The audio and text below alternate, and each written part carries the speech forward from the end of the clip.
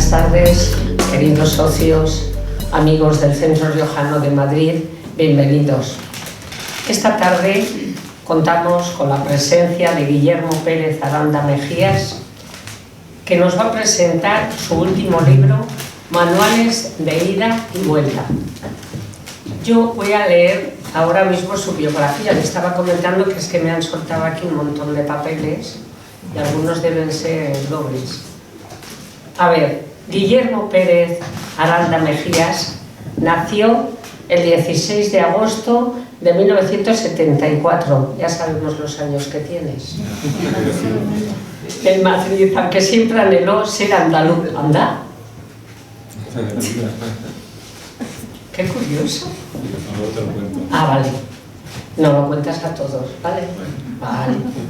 Estudió en el Liceo Francés hasta los 15 años, donde tuvo una formación cosmopolita y bilingüe, que contrastaba con la educación tradicional que le otorgaban sus abuelos oriundos de Cabra, Córdoba, a quienes siempre agradeció y con quienes estuvo hasta su última infancia, proporcionándole una visión aún más rica y global sobre la realidad de su entorno y unos valores que jamás ha olvidado. Tras pasar por unos colegios que no merecen mención, estudió muy a su pesar la carrera que por aquel entonces se llamaba empresariales. Después de dedicarse casi 20 años al mundo de la banca y las finanzas, hastiado de ese mundo, pudo finalmente centrarse en lo que más le gusta, el arte en general, la música y la literatura en particular. Su mente inquieta lo llevó a ejercer variopintas actividades. Estudió un año de filología hispánica en la UNED. Constituyó una empresa de tours por Madrid. Fue figurante de cine.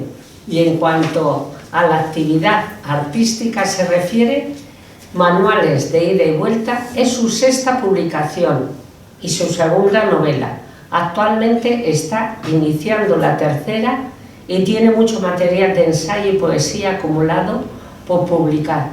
Además, ha realizado una incesante actividad de divulgación cultural, sobre todo en los últimos tiempos organizando tertulias literarias desde hace 8 años en Madrid, siendo profesor de guitarra en colegios, participando en programas de radio, realizando actos en centros culturales y siendo crítico de cine.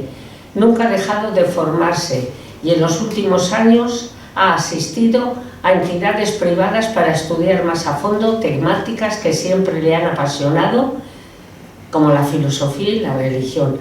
¿Hay algo que no seas? Casi todo. Me queda por ser muchas cosas. Vale. Incluso torero. No, mejor no. Hay que probar de todo en esta vida. No, bueno, mejor no. Esas cosas mejor no probar. Que luego te rompes la costilla. Vamos a ver. Libros publicados. Escala básica, ensayo. Versalias, cavilaciones de un poeta calvo, poemario. Mi mundo, mi gente y mi yo, ensayo. Revelación, el milagro me mata, novela finalista del premio Nuba y diarios desde mi celda. Reflexiones pandémicas, ensayo. Estos dos últimos libros han sido publicados por la editorial Onuba y se pueden adquirir a través de la página web. Bueno, yo no sé si es tu editorial, no, Teresa, no, es otra, porque ella es la editora de este último libro. Teresa, no sé cuál es tu apellido, pero Teresa. Teresa. Vale, genial. Manuales de ida y vuelta, la última novela, ha sido la ganadora del segundo concurso literario internacional Fundación Los Maestros en la modalidad de novela. Aquí tengo la sinopsis de la novela, pero creo que casi mejor no, porque Teresa lo va a hablar de la novela, entonces ¿para qué queremos más? Y yo creo que con ello le voy a pasar el turno de la palabra a Teresa para que nos hable de la novela. Muchas gracias, Teresa.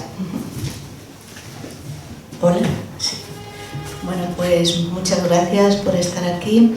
Vamos a iniciar la presentación de la novela ganadora del segundo certamen Los Maestros. Esta novela se titula Manuales de ida y vuelta y ya sabéis que ha sido escrita por Guillermo Pérez Aranda. Yo, antes de entrar a discutir con él la novela, me gustaría comentar un poquito en qué consiste el premio, para que todos sepáis cómo ha llegado esta novela a ser la ganadora.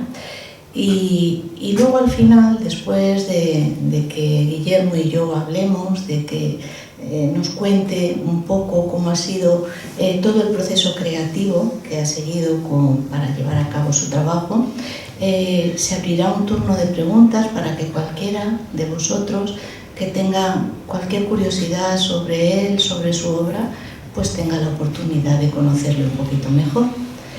Entonces, pues bueno, pues empezamos ya. A ver, la Asociación de Fundación Los Maestros es un grupo de personas amantes de su pueblo. Su pueblo está en la serranía de Cuenca, muy cerca del nacimiento del río Cuervo, y pensaron que qué podían hacer por una zona que está tremendamente deteriorada y que además pertenece a lo que se llama la España vaciada, ¿no? Tristemente, la España vaciada. Entonces se les ocurrió, el pueblo el nombre es Tragacete, ¿vale? Se les ocurrió que podían, a través de la cultura, intentar atraer a la gente a una zona tan preciosa como es esa. Y aparte de diseñar a lo largo de todo el año diferentes actividades culturales, entre las que incluyen cursos de verano que hacen allí, muchas actividades infantiles para atraer a los niños de la comarca y tal, pues el plato fuerte, como si dijéramos, era convocar un premio internacional de narrativa. Este premio internacional de narrativa tenía dos objetivos. El primer objetivo es, como ya he dicho, intentar poner ese nombre, Tragacete, y la comarca a la que pertenece en el conocimiento de la mayor cantidad de gente posible. Y por otro lado, tenía la intención de hacer un homenaje a los maestros rurales, a los maestros que durante todo el siglo XIX y gran parte del siglo XX han sido la única referencia cultural de la España rural. Han sido gente que tenía unos sueldos muy bajos y que todo lo que sabían, fuera poco o mucho, lo han intentado transmitir a los pequeños, ¿no? Y a los que se les debe muchísimo. Estos eran los dos objetivos. Entonces, el primer premio es un premio internacional, es un premio que muy generoso en ese sentido, ¿no? Desde la editorial siempre hemos aconsejado a la fundación que intenten acotarlo un poquito, porque claro, al ser internacional, la cantidad de obras que te llegan de todo el mundo hispanohablante es tremenda y luego manejarla es muy difícil. Además, no hay ninguna limitación de ningún tipo. Otros certámenes limitan el número de hojas, la extensión de la obra, o ponen un género en concreto. Este no. Cualquier tipo de obra cabe aquí. Entonces, eso lo que supone es una cantidad de obras a manejar enorme. ¿Cómo se llega? ¿Cómo se maneja? Bueno, pues tienen una forma muy curiosa de hacerlo, ¿no? Y es que el jurado es un jurado popular. Y eso significa que cualquier persona de la comarca que quiera participar como jurado, que quiera dar su opinión sobre las lecturas, con levantar la mano basta. Yo siempre digo en los premios que aparte de tener, para ganarlo, que aparte de necesitar una obra muy buena, hace falta tener un poquito de suerte.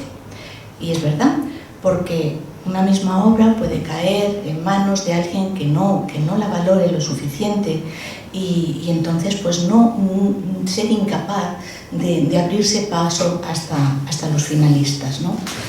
En ese aspecto yo me alegro muchísimo de que la obra de Guillermo, Manuales de ida y vuelta, haya sido capaz de pasar todos los obstáculos a través de un jurado popular, que es difícil porque bueno, es gente con cada uno con la formación que tiene y sin embargo, bueno, que han sido capaces de empujar esta obra a la final.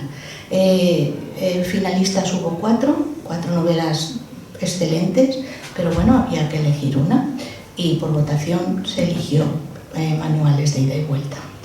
Entonces, ahora que ya he contado un poquito la historia del premio, la historia de Tragacete, y que yo creo que este va a ser un premio que con el paso de los años va a ganar en importancia dentro del mundo literario y ojalá que llegue a ser un referente como lo son otros. De verdad que lo deseo de corazón. Y bueno, dicho esto, pues ya vamos a entrar un poquito en lo que va la obra. Manuales de ida y vuelta, pues es una obra que en principio puede engañar, porque está escrita en dos líneas temporales paralelas. Una es en el siglo XIX, comienza la acción durante la entrada de los franceses a Madrid, ¿no? Y ahí la figura fundamental de esta historia es Manuela Malasaña. Con ella arranca la historia. Manuela Malasaña era una modistilla de Madrid que se dedicaba a bordar, era una bordadora, y en la ficción que Guillermo ha creado, esta mujer, que era muy jovencita, tenía apenas 16 años creo, pues estaba bordando una mantilla el día de su muerte. Según cuenta Guillermo aquí, aunque luego nos contará él mejor que hay más versiones de lo que le pasó a Manuela Malasaña, pero una de las versiones es que, bueno, que vio que los franceses, el día 2 de mayo de 1808, pues Madrid era un polvorín y todo el pueblo de Madrid salió con lo que tenía a defenderse y a expulsar a los franceses. Me ha encantado pasajes que él habla, ¿no?, de las mujeres en las terrazas tirando las macetas cuando pasaba un francés por debajo, que a veces atinaban y resulta que a veces no, que se quedaban a uno que era de los suyos. Bueno, pues Manuela Malasaña decide salir con su padre para defender lo que ella consideraba como un patrimonio nuestro, y es asesinada. Entonces la mantilla, en la portada, se representa una joven que está vistiendo la mantilla que Manuela Malasaña estaba bordando en el momento de su muerte, bueno, justo antes, claro. Esa mantilla empieza a tener una historia, empieza a pasar por manos y tal, y es un poco la historia de cómo llega esa mantilla a la actualidad. Esa es una línea temporal, ¿no? Entonces, bueno, eso puede parecer que es una historia de aventuras, de las que hay tantas, ¿no? Pues muy bonita, muy curiosa, y quedar ahí la cosa, pero es que ahí no queda la cosa. La obra es muchísimo más profunda que una novela de aventuras. Hay otra línea temporal que transcurre actualmente, en estos momentos, que es la relación que tiene una pareja en la que ella es una profesora, creo que, no sé si de filosofía o de historia, de la facultad de la Complutense, y él, que es un personaje, es un pianista bastante bohemio, ¿no? Son dos personas muy complejas, tienen una mente muy compleja, y la relación que tienen entre ellos es también muy, muy compleja. Entonces, la forma, el entramado, la relación que hay entre la mantilla de Manuela Malasaña y la relación entre estas dos personas es algo absolutamente delicioso de leer. Yo quiero además hacer hincapié en que desde el punto de vista técnico, por decirlo de alguna manera, es una obra impecable. Está tan bien escrita que esas dos líneas temporales están completamente diferenciadas en el modo en que han sido escritas. De tal manera que cuando tú lees la narración que se lleva a cabo en el siglo XIX, parece que estás leyendo a Galdós o a alguno de los grandes narradores del siglo XIX. Es una historia en la que el lenguaje es del siglo XIX, el ritmo de la narración es del siglo XIX, mientras que la línea temporal actual es una línea contemporánea, que es la que estamos acostumbrados a leer en los libros que normalmente manejamos. Es un libro además que está lleno de simbolismos. Aparece otras reliquias, aparece Napoleón. En todo esto, Napoleón, bueno, todos sabemos que era una persona, aparte de un gran militar, era una persona tremendamente culta, muy inteligente y tremendamente culta, y estaba muy interesado en coleccionar pues objetos que él consideraba que tenían una importancia vital en la historia. Aparecen así algunos objetos, que ahora nos contará Guillermo, relacionados con los egipcios, y también otras reliquias que se conservan en la Catedral de Oviedo. Todo esto está tejido con un lenguaje absolutamente maravilloso y hacen de esta obra que a medida que la vas leyendo notas cómo el autor te está incitando a una reflexión, por lo menos es lo que yo he sentido, a un diálogo contigo mismo. No es solamente una historia, es algo mucho más profundo. Y bueno, yo tengo algunas cosas que comentarle a Guillermo y vamos a ver qué nos responde. Yo lo primero que quería que nos contaras a toda la gente que está aquí reunida, es cómo surge la idea de escribir manuales de ida y vuelta. Sí. Bueno, antes de nada, muchas gracias a todos ustedes por haber venido esta tarde aquí a acompañarme en la presentación de mi novela. Gloria, amiga, muchas gracias por acogerme en un sitio tan bonito. Como decía Teresa, ahora sí que me puedo sentir Galdós. Y Teresa, gracias por la presentación, como ya es habitual entre nosotros. ¿Cómo surgió la idea de esta novela? Bueno, pues surgió paseando. Yo aconsejo que paseéis o paseen ustedes. La actividad del paseo conlleva a la reflexión.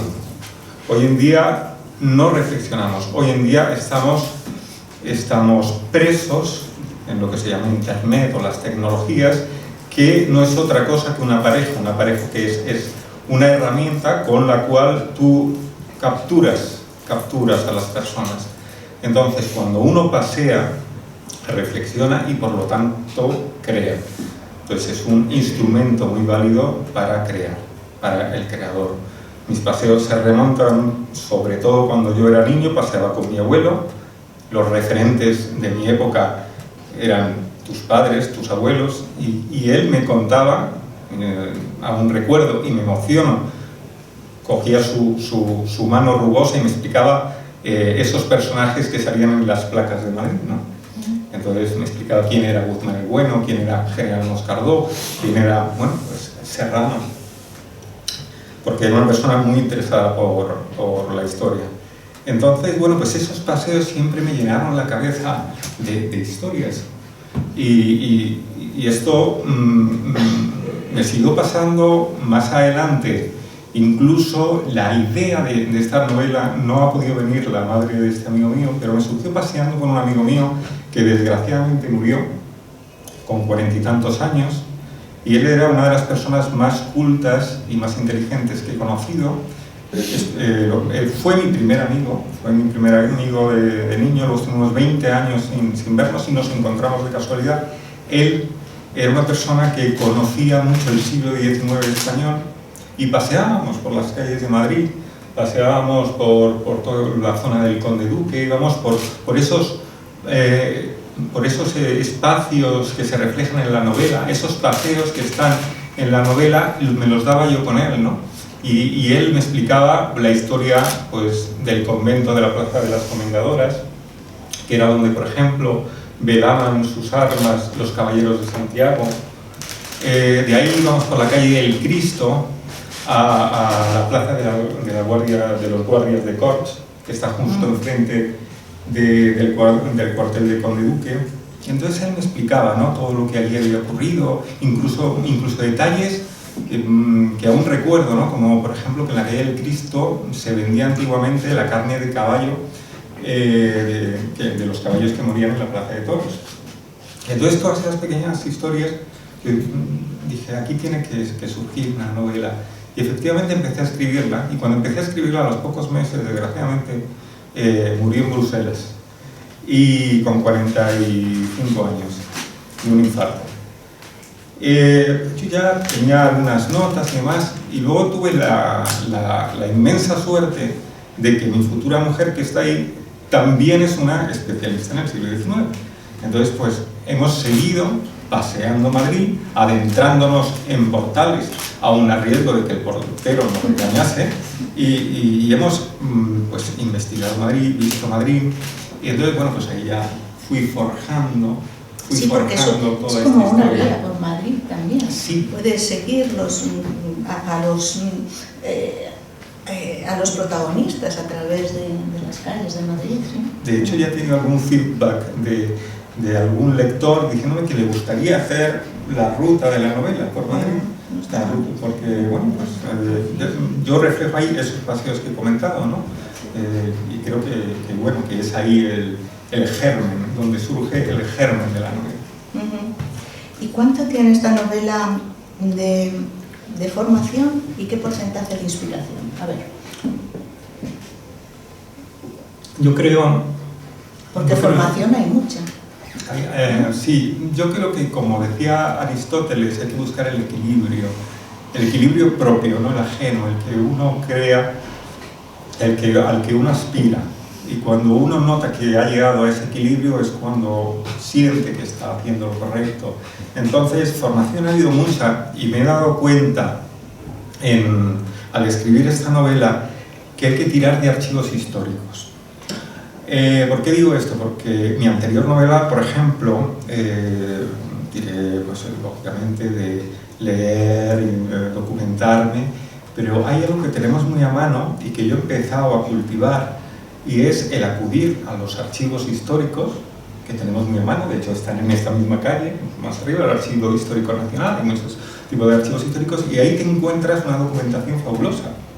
Yo, por ejemplo, en este de Madrid me encontré el expediente académico de un antepasado mío, de Cabra, que no conozco, y veía incluso su dirección en Madrid. Luego fui al portal, o sea, te encuentras cosas, así que es cierto, hay documentación digitalizada, pero te encuentras documentación que en internet no encuentras. Es mucho más próxima, más cercana, te acerca más a la historia. Tienes el documento ahí, puedes tocarlo, puedes verlo, puedes fotocopiarlo, estás en un espacio que además acompaña. Es otra historia. Y cuando tú estás hablando del siglo XIX, tú eres un personaje del siglo XIX también. Yo en la novela, sí. Y tú también. Claro, sí. Y todos los que están. Y todos los que están. Esa es la magia de tu novela, que es capaz de transformar a los lectores en personajes de la novela. Eso es algo muy difícil de hacer, y yo te felicito por ello.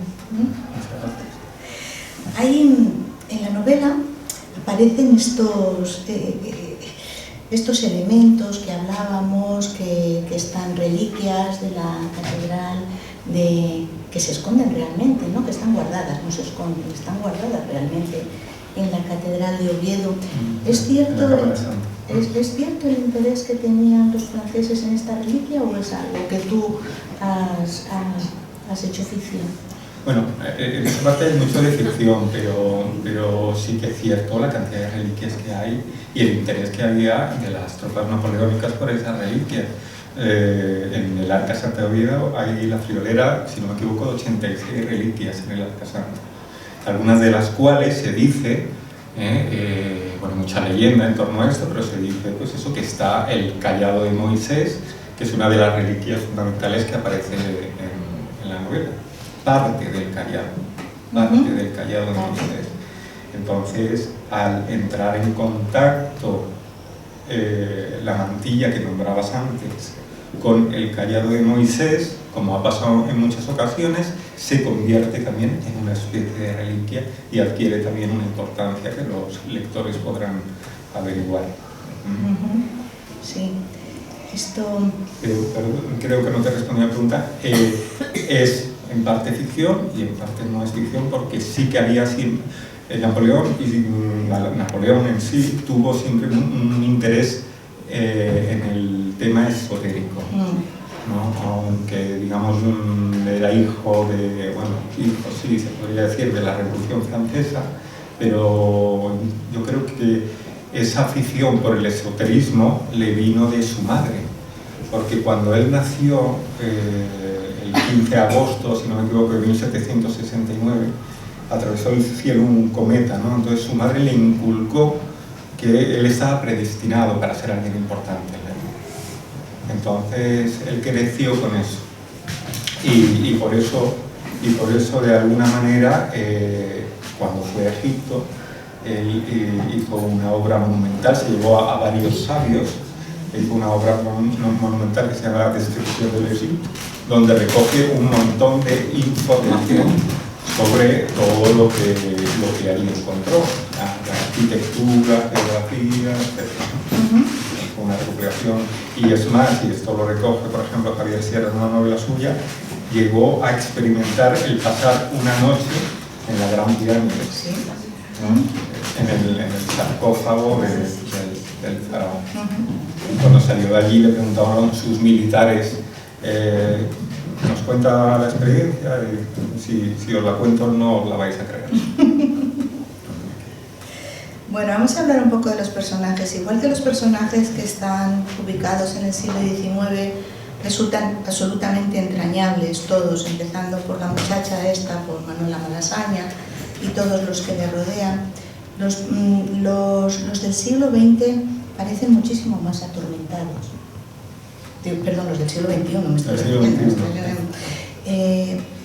Parecen dos personas, o sea que evidentemente se aman, la pareja esta se aman, pero son muy complejas, tienen una relación muy compleja y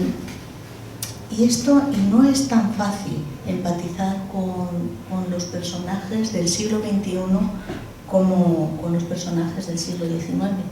¿Estás más cómodo tú en el siglo XIX que en el siglo XXI? Estoy escribiendo, muchísimo, sí. Me refiero. Me interesa más, no es que esté más cómodo, me interesa más otras épocas. O sea, por ejemplo, yo ahora mismo, como he dicho antes, medio en broma, medio en serio, me siento más yo aquí, en este entorno, que en otro lugar más moderno. Como yo dije en cierta ocasión, yo no soy moderno. Entonces, no es que no les tenga cariño, yo les tengo cariño a todos los personajes. La construcción de un personaje es un proceso muy bonito. Te conviertes en una especie de demiurgo, creas a tus Adanes, a tus Evas. El proceso de elaboración de cada personaje es distinto, ¿no? Puedes coger una figura con una apariencia física masculina e introducirle aspectos femeninos, como por ejemplo hablo con Pablo, que iba a ser el protagonista de la novela y luego terminó siendo Carlota. Carlota, sí, porque la personalidad de Carlota es muy compleja. Es una mujer que sufre.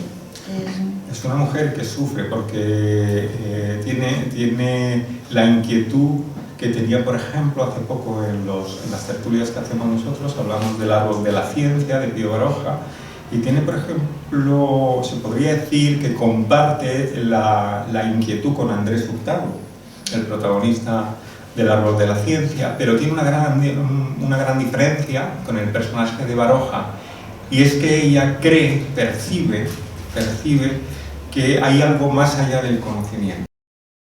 Esa es la gran diferencia con Andrés Hurtado del árbol de la ciencia. Ella cree que espacio, materia, tiempo, hay algo más. aparte de esos conceptos que de alguna manera nos constriñen en el mundo en el que estamos ahora mismo viviendo.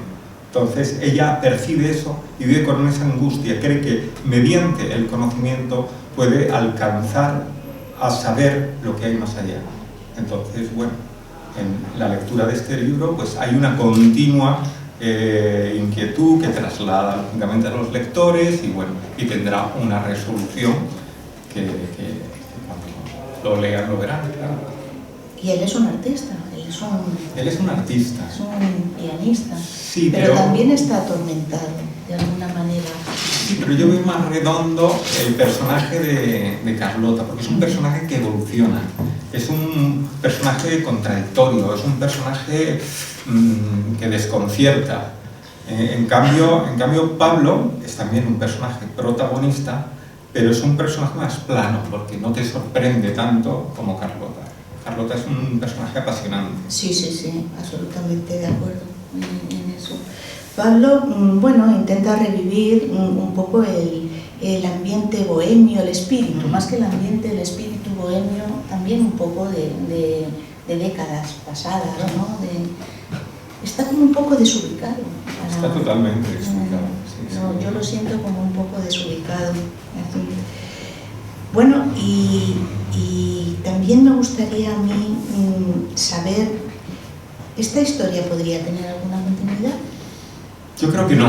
Lo que podría hacerse, que mucho lector me ha dicho que es una pena que no haya profundizado más, pero claro, si hubiese profundizado más, este libro, en vez de tener 260 páginas, hubiera tenido 800, que me hubiera encantado hacerlo, pero claro, porque abarco muchos temas, porque abarco sobre todo las inquietudes que tiene Carlota, pero para desarrollar las inquietudes que tiene Carlota sería un trabajo apasionante, pero ya entraríamos en temas filosóficos, que entro, esotérico, pero más que entrar lo planteo, porque a mí lo que me gusta, yo no sé más que nadie, ni menos, o sea, yo simplemente traslado mis preguntas a mis lectores, por ejemplo, que es el medio que tengo de hacerlo, traslado mis preguntas para que la gente se lo plantee y surja un diálogo, surja una conversación, surja una inquietud de las personas y que esas personas se animen a pasear y a reflexionar, a de alguna manera liberarse de esa red que hablaba en un principio,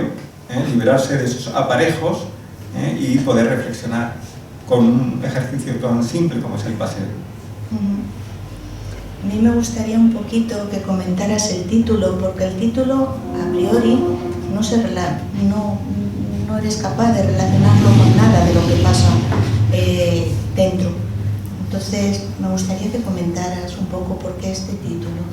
Como he dicho antes, Carlota, que es una profesora de Historia y Geografía de la Universidad Complutense de Madrid, ella se plantea todas las realidades aceptadas, ¿no? El más allá, Dios o el tiempo. Entonces, en una de las conversaciones que tiene con su padre, se plantea si el tiempo es circular, podría llegar a ser circular, o es como lo tenemos asumido desde que se impuso un poco la ideología católica, que tampoco es así del todo, o lineal, ¿no? Que tiene un principio, un fin. Entonces ella debate sobre ese tema con su padre y llega a la conclusión de que si el tiempo se pudiera concebir de forma circular, sería la gente tendría una visión más esperanzadora sobre el futuro. Porque si tienes una concepción lineal sobre el tiempo, bueno, pues sabes que todo va a terminar y se acabó. En cambio, si tienes una concepción circular, nunca terminas. Esto lo refleja Nietzsche también, lo refleja en la antigüedad, en el antiguo Egipto. O sea, es un concepto que se contempló en la antigüedad durante mucho tiempo. Y esa inquietud le vuelve a surgir a Carlota, y de ahí viene un poco el título. Está entonces relacionada con la cabeza, con la mentalidad de Carlota. Sí, es que como te digo, Carlota se plantea todo, todas las realidades aceptadas, el que estemos aquí, el que la realidad sea esta, o los que estamos aquí ahora, es que a lo mejor la realidad es esta. O sea, todos pensamos ahora mismo, no, bueno, pues es que estamos aquí todos, ¿no? Estamos aquí, hay un señor calvo hablando y hay gente escuchando. Bueno, pero es que a lo mejor es al revés, y a lo mejor la realidad está aquí dentro y ellos nos están observando a nosotros. Quiero decir, ella es una continua pregunta. Ella está en ese mar de dudas y eso le causa una inquietud, una angustia, que trata de resolver. Yo hay algo que has comentado tú en alguna entrevista que te han hecho que me encanta, y que es que esta novela es del tipo cebolla, porque tiene diferentes capas, ¿no? Entonces, es posible que se adapte a lectores muy diferentes, a lectores que solamente necesiten la capa superficial, la capa que es pues una historia de aventuras, una historia entretenida, y otros que pueden ir profundizando, pero es difícil quedarse solamente en la capa superficial leyendo la novela. Sí, es difícil, pero bueno, ese es mi objetivo. Que cuando, por ejemplo, un lector, doy mucha información, quizá excesiva, pero hay una conversación también entre Carlota y su padre que hablan de un libro del Renacimiento que son Los sueños de Policido. Bueno, pues, yo creo que, no sé si ustedes conocerán ese libro, es un libro del Renacimiento que tiene unas silografías muy bellas y en principio era anónimo, pero luego por los acrósticos, es decir, por las primeras palabras de cada capítulo, se descubrió que el autor era un sacerdote de una conducta un tanto licenciosa bueno, pues que hizo ese libro a su amada, ¿no? Bueno, pues de esto hablan ellos. Entonces, bueno, pues a lo mejor un lector dice, ay, pues voy a leer el libro. Sí, se queda con... despierta su curiosidad. Despierta su curiosidad, o el tema circular que hemos hablado antes. Bueno, todos sabemos que Nietzsche habla del eterno retorno, ¿no? Bueno, pues a lo mejor la gente empieza... Bueno, pues es lo que he dicho antes. Mi trabajo como artista es un trabajo de compartir, de hacer comunidad, no masa como se estila ahora. Y la masa la aborrezco. A mí me gusta crear comunidad, o sea, compartir. Por eso hago las tertulias. Si hago las tertulias, el otro día me participaba en un podcast y me decía, pero tú cobras por las tertulias, me decía el entrevistador, y digo, nunca. Ni he cobrado en 8 años, ni cobraré. Porque a mí lo que me gusta es crear comunidad, crear arte, conversando con las personas y descubriendo las inquietudes de otras personas. ¿El libro que tienes ahora en marcha es del mismo estilo? ¿También intenta interaccionar con el lector de una manera así, reflexiva? Bueno, la idea que tengo varias ideas en marcha, pero ahora mismo tengo una especie de libro que tiene poco de novela y más de investigación periodística. Es una novela que va a tratar sobre un viaje que yo desconocía y que hizo mi abuelo en los años 40, antes de conocer a mi abuela, porque cuando él estaba enfermo conoció a una enfermera asturiana. Y luego, al parecer, según me dijo mi tía abuela, pocos meses antes de morirse, él hizo un viaje solo a Asturias. Entonces me gustaría recrear ese viaje en los años 40 en busca de ese primer amor. Qué bonito. Muy bien, Guillermo, muchas gracias. Pues yo solamente puedo desearte de verdad la mejor de las suertes con este libro y sobre todo que tenga una vejez estupenda, que no sea de estos libros que pasada la novedad ahí en 6 meses ya se hayan quemado. No, este no es un libro de esos, este es un libro de los que merece la pena que perduren a lo largo de los años. Así que vamos a intentar que sea así por nuestra parte.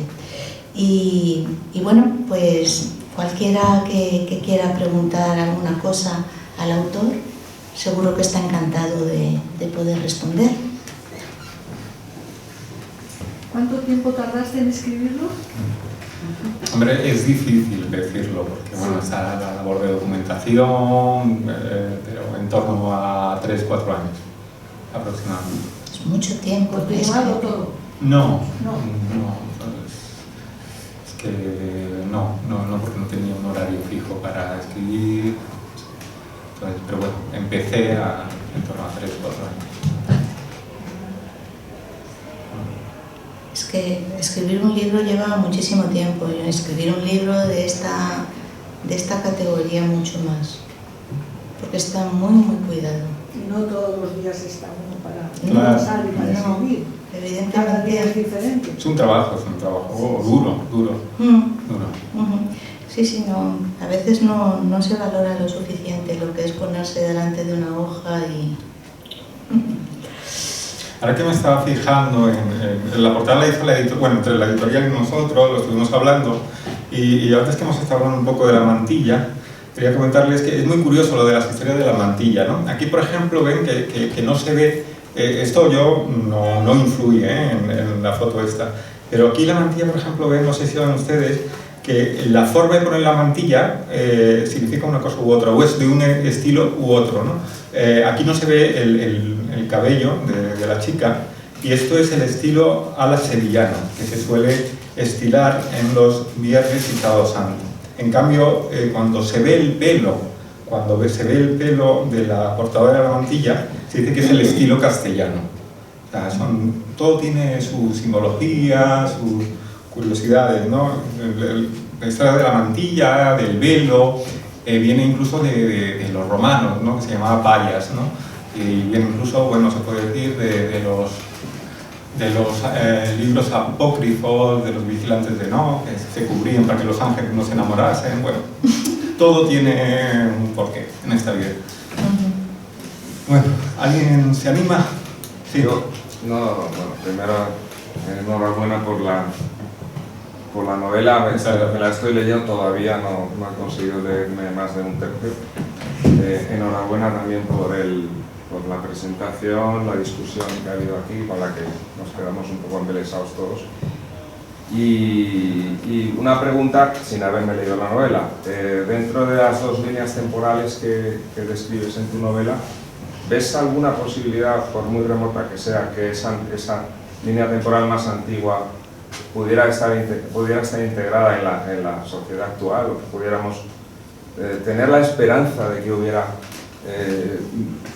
más gente un poco más del siglo XIX integrada dentro del siglo XXI? ¿Te ves tú como paradigma alguien, una persona que pudiera tirar de este tipo de gente para integrarse en esta sociedad automatizada y, como has dicho tú, con serios problemas de adaptación, etcétera? Eso es una pregunta más social que a lo mejor que de la novela. Bueno, es que muchas veces, si atendemos a lo que he dicho antes del tiempo circular, muchas veces el progreso es volver a la tradición. No sé si te acuerdas de la cita que hago al principio de la novela, es una cita de Azorín, y creo que lo ilustra muy bien, y si me permiten lo voy a leer. Dice: vivir es ver pasar allá en lo alto, las nubes. Mejor diríamos, vivir es ver volver todo un retorno perdurable, eterno. Ver volver todo, angustia, alegrías, esperanzas, como esas nubes que son siempre distintas y siempre las mismas, como esas nubes fugaces e inmutables. Entonces, yo creo que siempre se vuelve, y esa es una de las preguntas que se hace la protagonista de la novela, que a lo mejor estamos volviendo, o quizá no lo sé. En el catolicismo, por ejemplo, se dice que hay un inicio y un fin, pero el fin, si te pones a pensar, cuando se describe en el Apocalipsis el Jerusalén celeste, se podría entender que se vuelve también a lo que fue el paraíso. Pues eso también es un retorno, ¿no? Que el progreso puede ser un retorno. Yo no te voy a dar la respuesta, como he dicho antes, te voy a trasladar la pregunta. Yo lo veo complicado, pero la obligación de los intelectuales como tú, entre comillas, la obligación es intentar volver un poco a lo realmente importante, ¿no? Destinar un poco de nuestro tiempo y de nuestro esfuerzo a volver a las... Siempre dice, cuando uno empieza a hablar así, ya te empiezan a decir tus hijos, eres el viejo prematuro, el viejo tacañón y tal. Pero al final, pues, como dices tú, todo es volver a lo anterior. Y tirar de ese carro creo que estáis los intelectuales en la obligación de recuperar ese tipo de valores. Yo por trasladar la inquietud y la pregunta me doy por satisfecho. Es muy complicado, porque la competencia que tienen ahora, simplemente los libros con todos los medios electrónicos que tienen los jóvenes, es muy difícil de competir. Yo tengo hijos adolescentes y muy jóvenes, y creo que serían incapaces de leer una novela como esta. Esta es una novela de madurez. No, o es alguien muy especial, un joven muy maduro, o creo que no está entre sus prioridades. Pero fíjate, y eso ya es algo mío, ¿no? Yo no estoy muy desanimada viendo la evolución que han tenido mis chicos, ¿no? De no importarles absolutamente nada a empezar a importarles cosas según van teniendo un poquito más de edad, ¿no? Entonces, hay que dejar un poco de tiempo y no precipitar las cosas. Seguro que sí, los valores nunca se pierden, los valores importantes, no sé. Bueno, a lo mejor se tiene que ir todo al carajo y empezar todo de nuevo, no pasa nada, ¿eh? También ha pasado a lo largo de la historia muchas veces. O sea, no sé. Preguntad lo que queráis, no seáis vergonzosos de verdad, porque Sí, perdona. Enhorabuena por publicarlo. Y yo ahora voy a comprar uno y lo leeré, pero te quería preguntar sobre la mantilla. En ese respecto, la mantilla de Manuel Malasaña, ¿no? Es una mantilla, no es un mantón de Manila, es una mantilla. No, es una mantilla. Sí. Es una mantilla blonda, se llama blonda. La teje Manuela Malasaña en una sastrería que yo la ubico en la calle Tudescos. Ella es una mantilla, para ser específico, que si te interesa el tema es apasionante, pero no entendería, pero se llama blonda, es un tipo de mantilla de encaje que tiene las puntas en castañuelas. Las puntas en castañuelas es que tiene una terminación redonda. Esto vino de Flandes. Allí tejía muy bien este tipo de prendas, que pensamos que todos aquí no viene esa técnica de Flandes, y aquí ya, pues en el siglo, sobre todo Isabel II la pone de moda entre las clases más altas. Pero antes, pues era una prenda de abrigo del pueblo, era una prenda, desde tiempo, como he dicho antes, desde la antigua Roma. Los romanos, utilizaban, lógicamente, el velo musulmán, luego ya se fue un poco estilizando, luego hay mucho, mucho protocolo en torno a la mantilla que es muy interesante, ¿no? Yo hablaré un poquito del tipo de mantilla que termina de tejer Manuela Malasaña en el taller de Tudescos, y digo esas características que son las que te he dicho, ¿no? Que es blonda y negra. Gracias.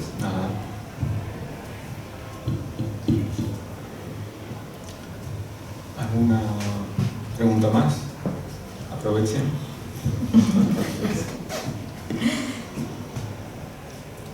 Bueno, pues si no hay nada más, muchas gracias a todos por estar aquí. Muchas gracias.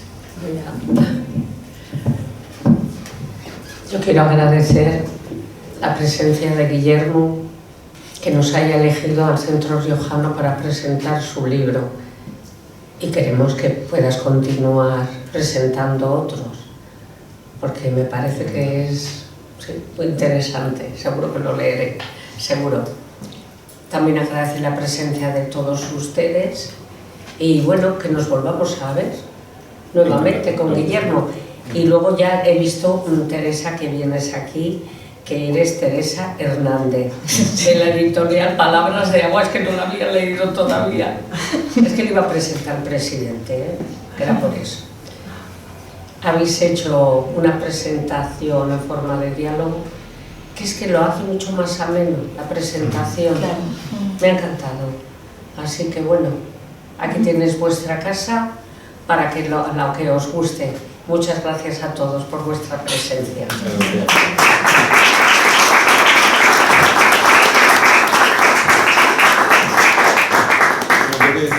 cosita más, como dice, me estoy acordando un personaje de la novela, Don Cristóbal, el maestro, y me lo ha recordado mi primo con su intervención.